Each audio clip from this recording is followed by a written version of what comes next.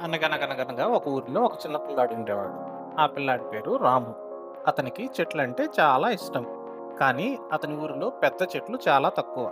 ఒకరోజు ఊరి చివరలో ఒక పెద్ద వేప చెట్టు కనిపించింది. అది చాలా పెద్దది. దాని కొమ్మలు విశాలంగా విస్తరించాయి. రాము ప్రతిరోజు ఆ చెట్టు దగ్గరికి వెళ్ళి దానితో మాట్లాడేవాడు.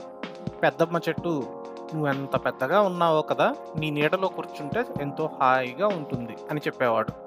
చెట్టు కూడా మృదువైన గాలితో అతనికి సమాధానం చెప్పినట్లు అనిపించేది. ఒకరోజు ఊరికి బాగా ఎండలు వచ్చాయి. అందరూ చెట్లు కోసి కట్టెలు చేసుకోవాలని అనుకున్నారు. కానీ రాము చాలా బాధపడ్డాడు.